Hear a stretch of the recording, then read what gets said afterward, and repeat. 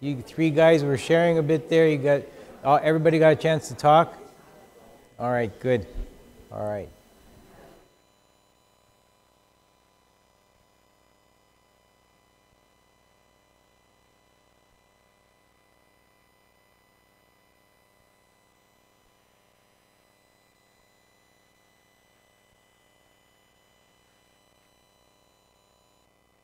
And where did our mobile mic go? Is it in the back there? I don't see it. We'll have to locate that.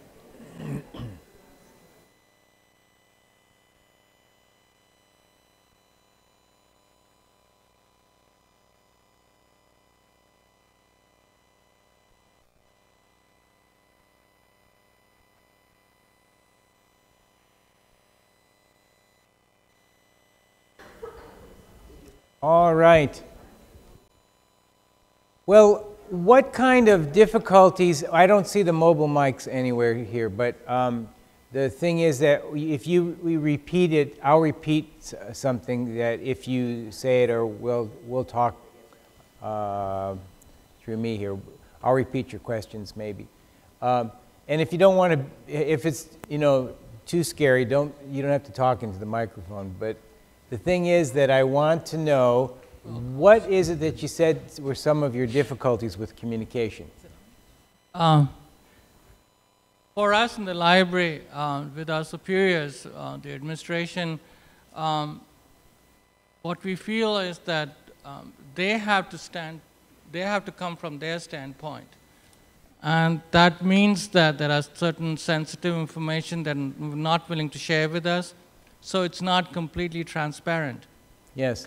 And that is something that we are not privy to. Why is it that certain decisions are taken a certain way? Right. And then we are constantly groping in the dark that we ask for this budget augmentation, why did that not happen or this not happen?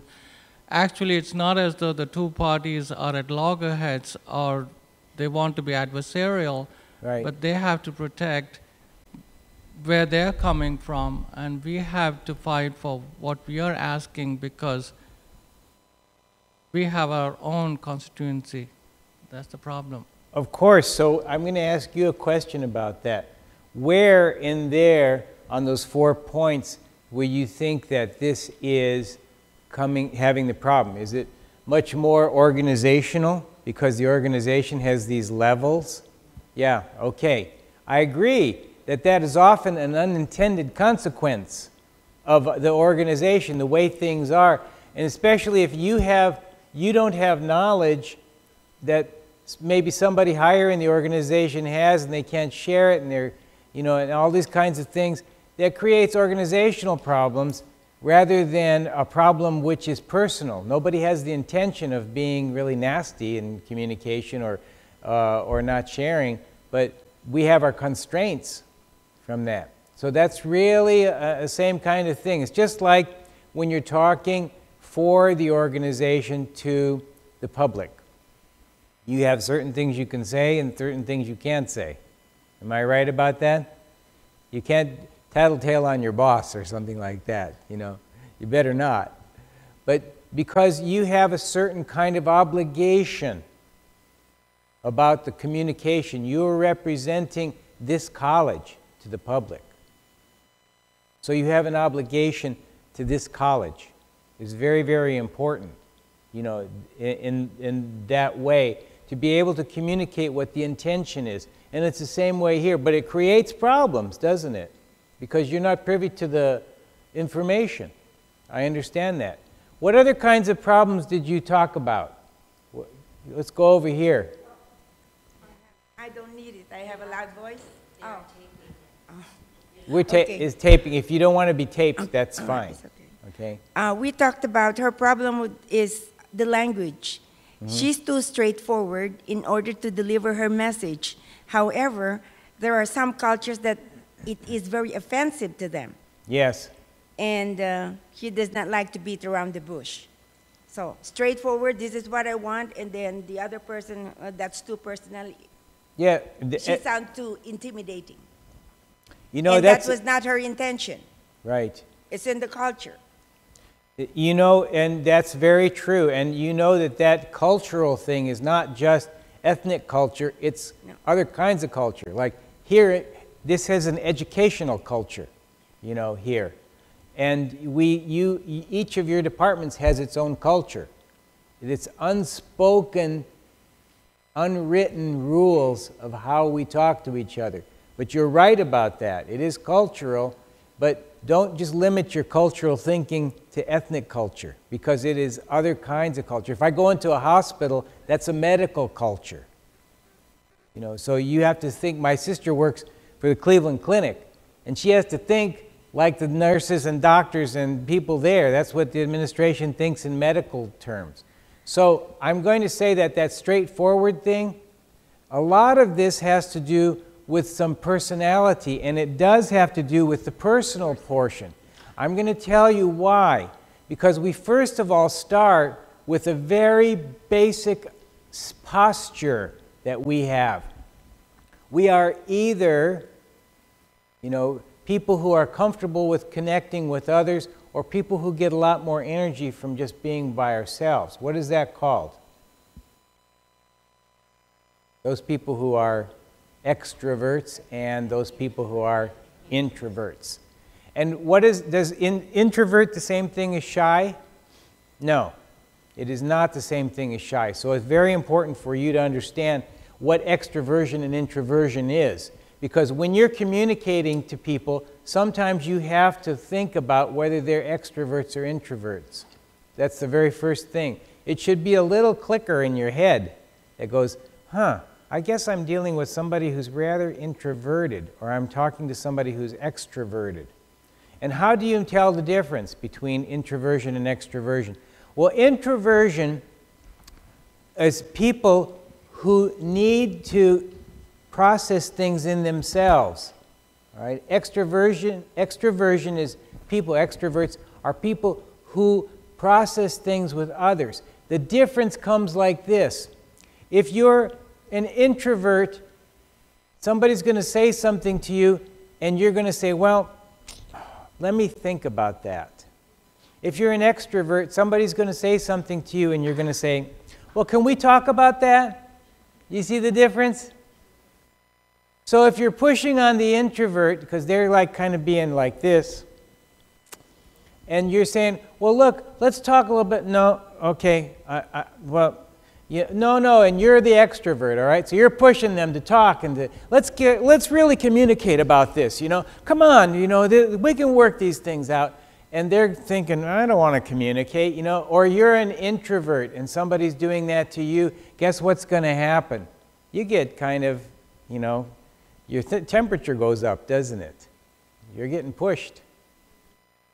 So are you an introvert or are you an extrovert?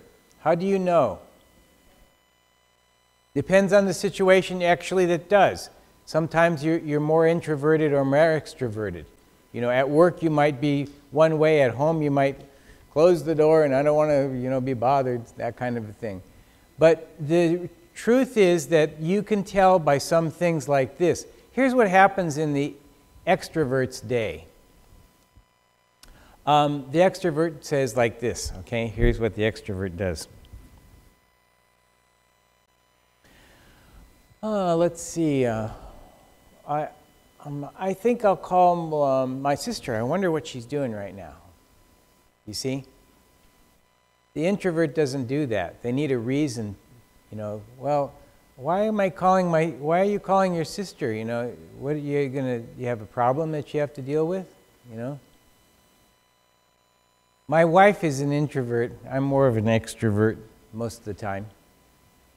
And so, you know, I'm like, oh, always ready to make that phone call, chit-chat with my friends and so forth.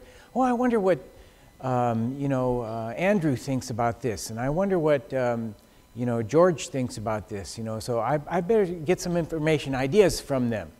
My wife isn't like that. She's like, well, I got to think about this. You know, I don't need this intrusion from outside. So you look at the people that you know fairly well, and you're going to find out if they're introverts or extroverts.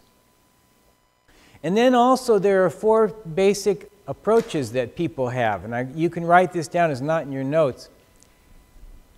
There are people who just give me the rules kind of thing. You know, we can do this stuff. You know, they want to be rather conventional about things. They want to tell you, well, all right, I understand that we're going to do, but can you give me some guidelines and some rules about, you know, what we're talking about? Let's set those up first. There are people who are like that. There are people who are also like this.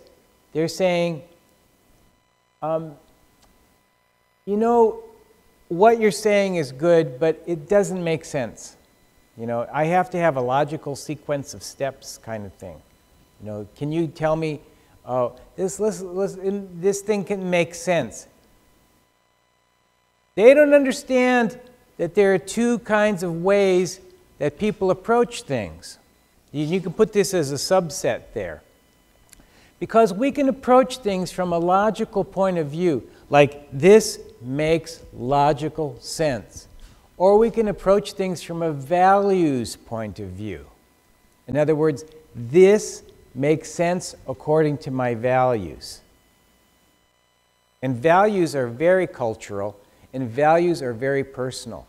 What you value is not what somebody else values. You may value privacy. I don't just mean values like economic values.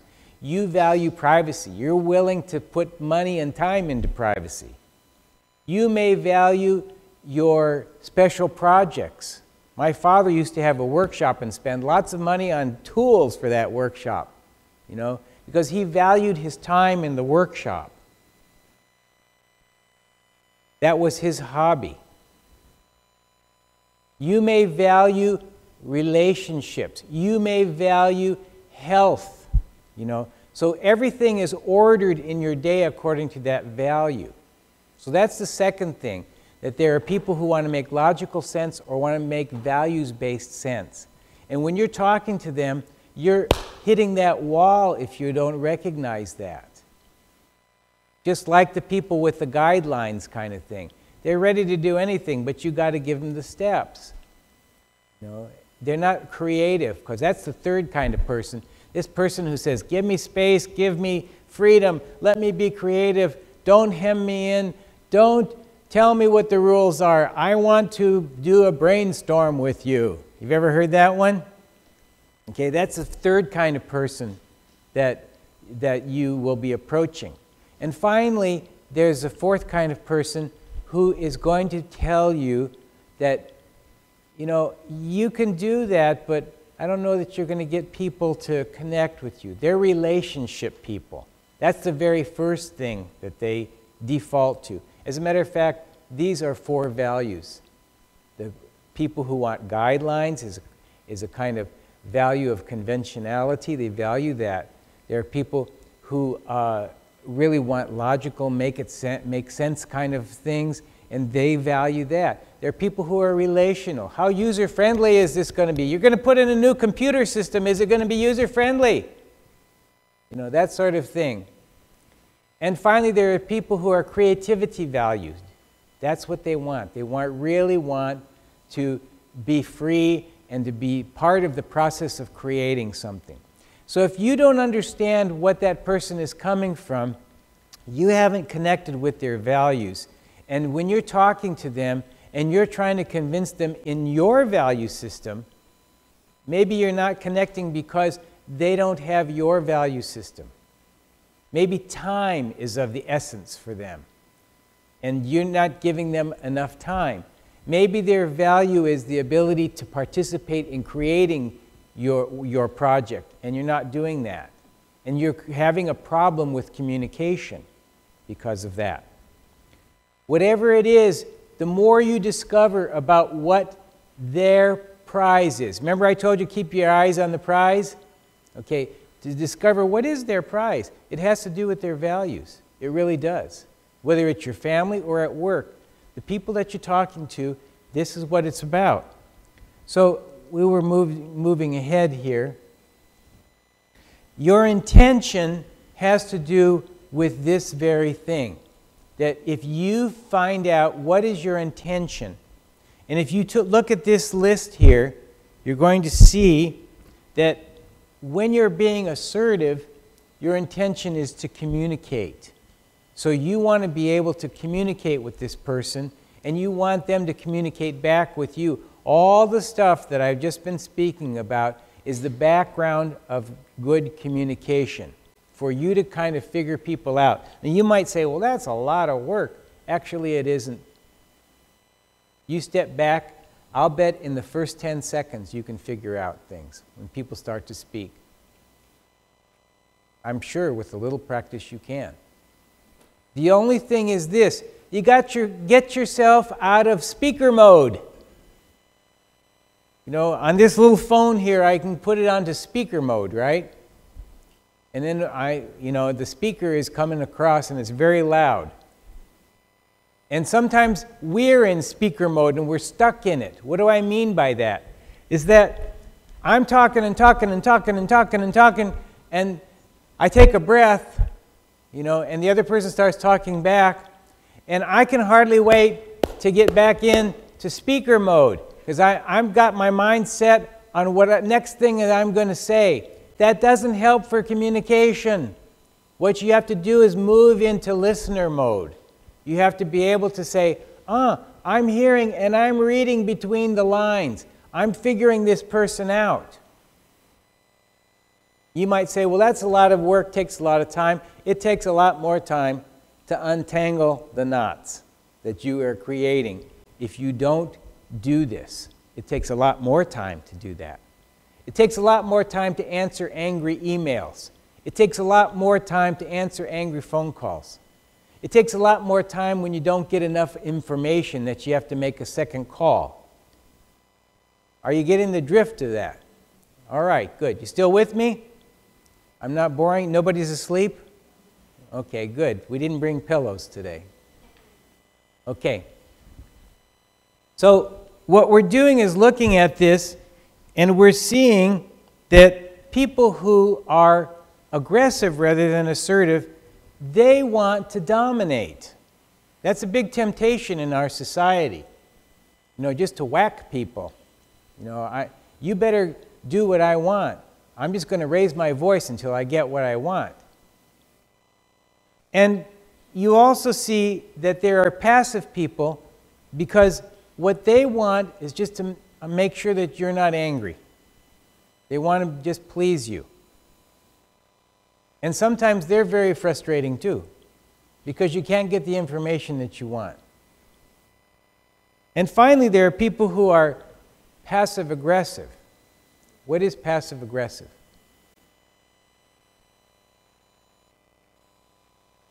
We're going to explore that one. It says on here, on this little page 12, to avoid direct communication, maintain control through indirect communication. There are people who try to control by not giving you the upper hand, by not giving you the information that you want, and so forth. I need 2 more volunteers, okay? We had 2 courageous volunteers. We need 2 more volunteers here. We're going to do some analysis of communication, and we're going to see what kind of people I'm talking about. What? Yes. When they are being interrogated, say, the Fifth Amendment. Yes. In other words, they're blocking the flow of information because they might go to jail because of it. Yes. They say, I have the right not to incriminate myself. Yes, that's right. That's the Fifth Amendment. Can I get 2 more volunteers here? Anybody here? Come on up. Give her a hand. She's courageous. All right. No more cluck, cluck, cluck, cluck, cluck. No more chicken out there. Come on. We need 1 more person. 1 more. Yeah. That's good. All right. Give her a hand too. Very good. All right. This is scene 9. And here is A. You're A.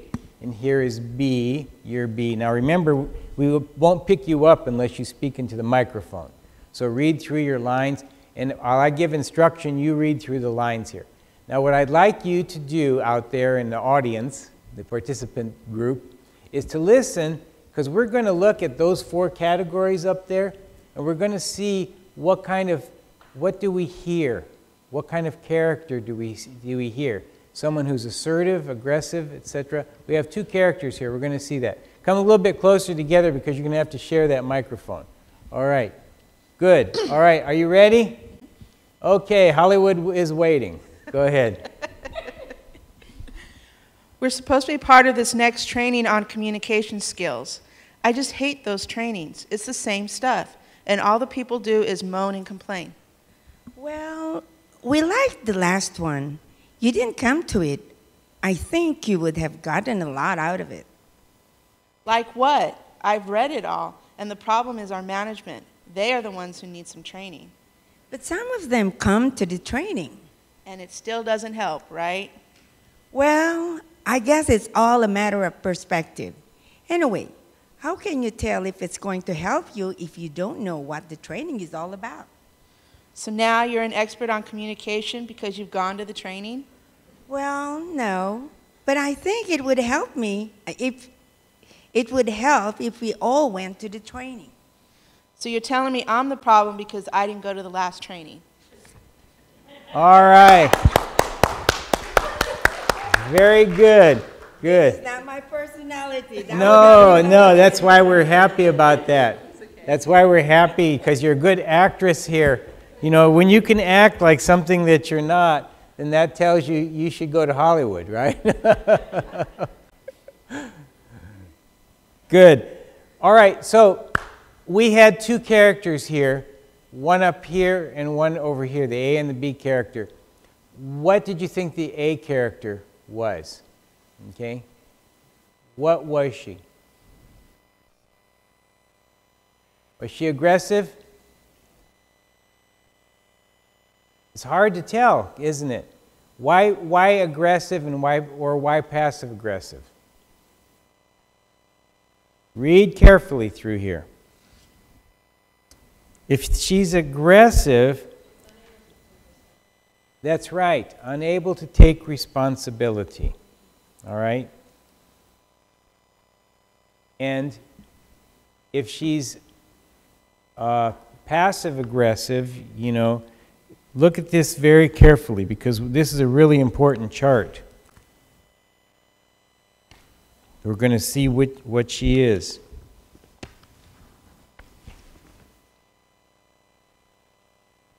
Okay, aggressive people want to dominate or humiliate. They feel self-righteous and superior and sometimes embarrassed later. They're hurt and humiliated. And, other people feel hurt, humiliated, angry. And whereas with passive-aggressive people, you're defensive, unable to take responsibility. The first character certainly was that, unable to take responsibility. How about the second character? He was assertive. Why assertive? Why not aggressive or passive? Yes?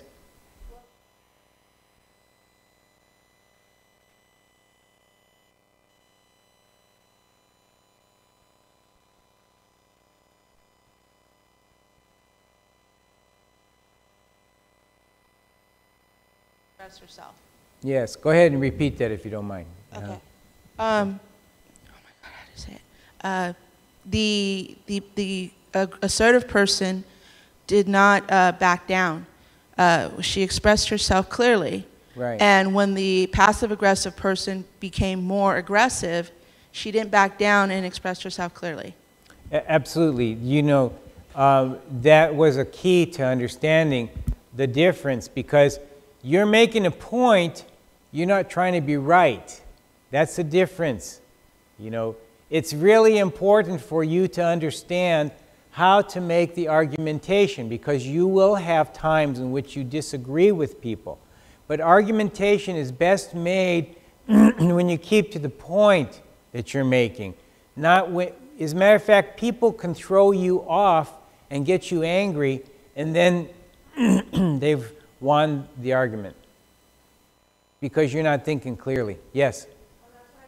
Passive-aggressive personality, they kept putting it off on other people, on management, on the other coworkers. They Yes. didn't take responsibility for themselves. Yes.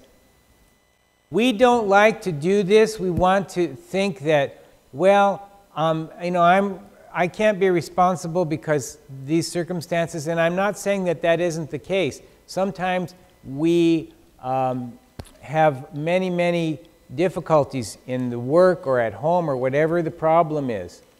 But you just think about how laws are passed in this country. And one time I saw Ted Kennedy, and he was talking, you know, he passed away now, but he was saying, how long does it take to get a law through the Congress, you know?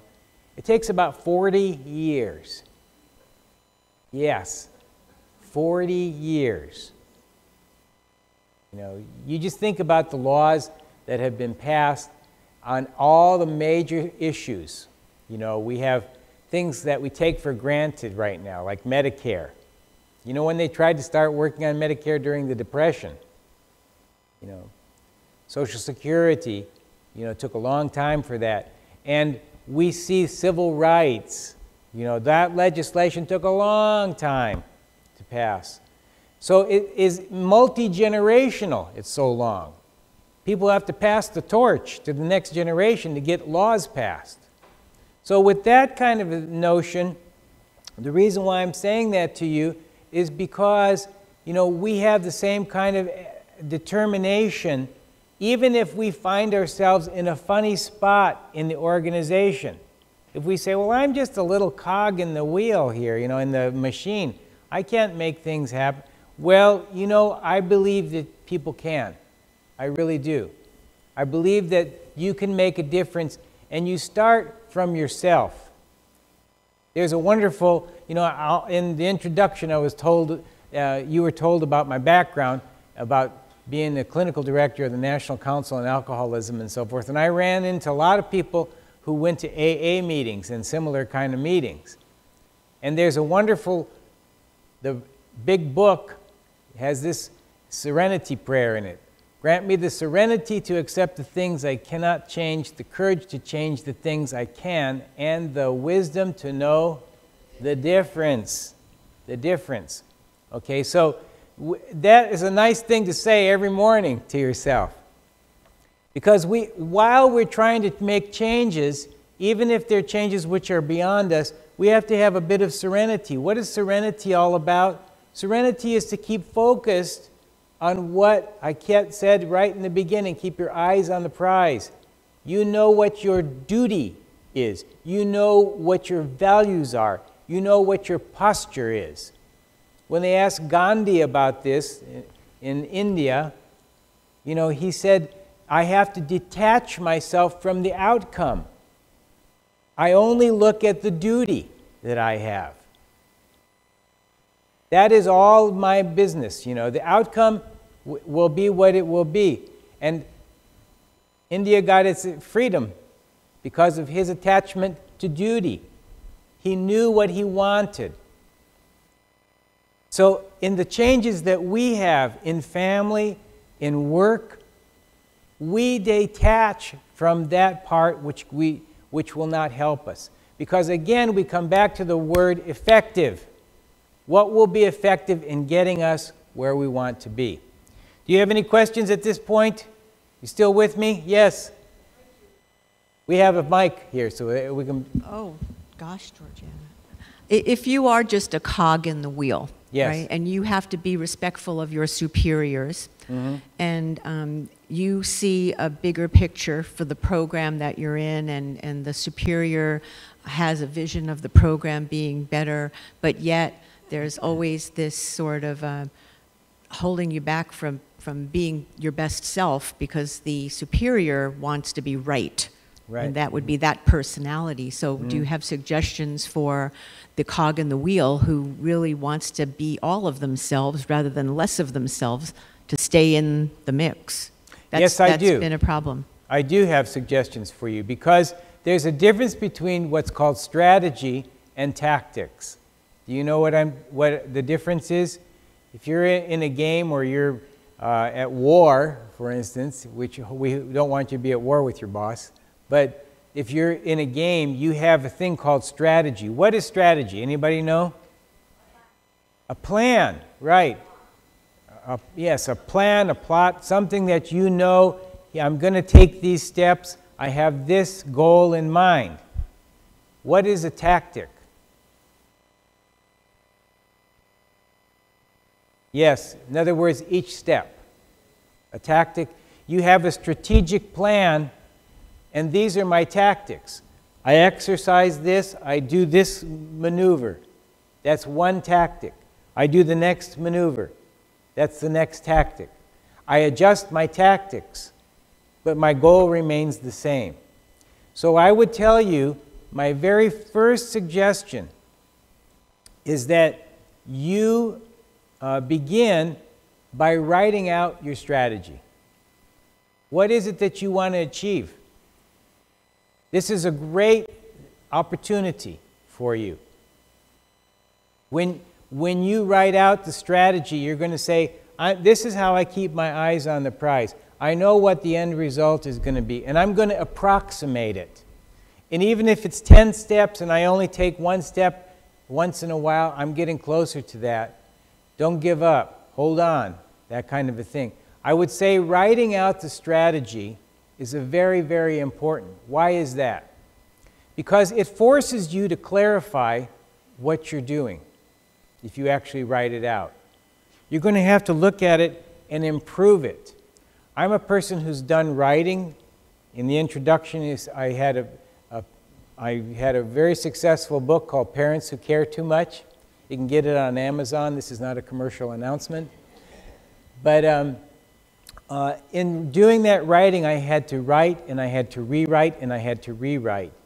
And so it turned out to be a 152-page book on parenting addicted children. Okay? And so I'm suggesting that to you out of my own frustrations. I can say it works because I've had the same frustrations that you've had. Question? Mm-hmm. Who else? Oh, I was just going to I was thinking about the contrast between developing our strategic plan and our tactics versus what Gandhi shared with then detaching from the outcome. Yes. And the balance between those two. Having our plan, being able to be assertive for ourselves, and then assertive enough to be able to detach from that outcome. So we're taking care of ourselves, yes, but we're not trying to take control of what the outcome is going to be. Yes, I would say this is where, and I don't mean this in a religious way, I mean it in a kind of a philosophical way. This is where the word faith comes in, all right? Because I think that you have to have a kind of a sense of faith in that value. You have to be able to say, what I value and what I see as is the need, I believe in. You know, I'll go back to Gandhi for a minute. Gandhi was a religious man. You know, he had his faith tradition that he did every day. But in terms of politics in India, the strength that he found in the one was what he put into the other. And what I'm trying to say is that he did have this eyes on this prize of the separation of India, that it would become a sovereign nation. And he had a lot of obstacles. But his ability to be able to say that he was going to dedicate himself to the duty of it was because he had faith that the goal would be achieved. He could be like Martin Luther King in his final speech. I may not see the promised land. I may not get there with you, but we will all get there. And we know that he was slain, and he predicted his own future in that. So I'm tell you that a worthy goal, and it could be at work, because these things are worthy at work. You know, work is a very important place. You make your mark in the world through work. So you have to have a worthy goal for your work. I don't care what your position is at work. You know, you are affecting people's lives. You're affecting your own life. You are determining your own happiness. You are determining the happiness of your co-workers by this. So I'm not going to underplay the importance and the nobility, and I'm going to say that word again, the nobility of the work that you're doing. You are contributing to this community in Long Beach and the surrounding areas, this college. What would this community be without this college? It's very important. Muhammad Ali, he was a poet besides being a champ. And so they asked him at the end, because he was always writing poetry. Did you know that about Muhammad Ali? And he would write poetry and he would repeat it, you know, before the big fights. And so the reporter said, "Champ, tell us one more poem. This is your last time." And so he said, "I'll give you a poem." And usually he was giving poems about how he was going to rock him and sock him and win the fight. But he said, and this revealed his inner character, he said, "This is my poem. Me, we." That was the poem. How profound that is. How profound. It is the philosophy of life. Is it me or is it we? We reveals both you and me, fairness to both of us. Me does not consider you. We have a question here. Yeah, we were talking about Mahatma Gandhi. I think he derived that from the text of Bhagavad Gita, where we talk about dharma and not worry about the outcomes. Yes. But I had one question. You were referring in the Western context about looking in the eye. Uh-huh. And it's the window to the soul. It's all great in the Western context, but if you're coming from a different culture where we don't look elders in the eye, Yes. it's considered to be disrespectful. So when it comes to the hiring process, that we have noticed this kind of a rhetoric happening a lot of times. Right. When we have a candidate and the person doesn't look you in the eye, oh, he's sly, oh, there must be something wrong with them, he's Yes. hiding something. So when it comes to communication, we also need to look at the cultural differences, and communicating across cultures, what my colleague was talking about, even in terms of language. We Yes. use a lot of colloquialism in America, like drop the ball. Right. If you're an ESL student, and then they don't understand, so what do you mean drop the ball? Exactly. And you're right, and I was trying to be a little bit more figurative. With my grandchildren, I do look them in the eye, but you're right. Not just in the Indian culture, but many cultures of the world. You know, even in the right, and in the Latino culture, for instance, traditionally, when you're correcting somebody, like you're correcting your child, they don't look you in the eye. They keep the head down like that, you know, because that would be a defiant look, wouldn't it? You know, and so that's the kind of stuff that we have to have an awareness of. So I stand a little bit corrected there, and you're right about that. I'm going to say that these are ethnic cultural values, and they show respect. And that's the third point that I had made up here previously, because respect, you know, says that you're doing the we part. Whoops. Here we go. Respectful. Respect is, remember, me and we, Muhammad Ali, sounds like a poem in itself there, but me and we, respect has to do with that. You know, what are your values? How can I really communicate to you without violating your values? Now, there are certainly people who, it's hard not to violate their values because they're very prejudicial values.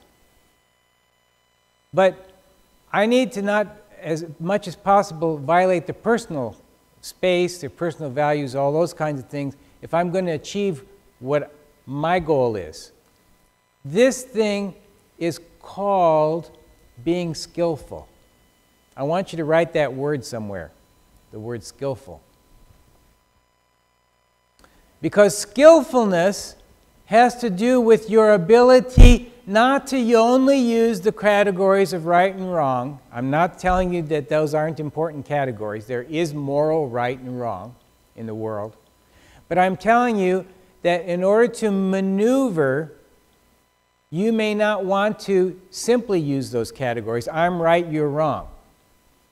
You may want to say, in order to achieve my goal, I have to be skillful about how I'm walking this path.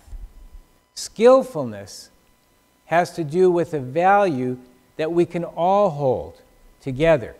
How to have means and ways that are skillful in what I'm doing.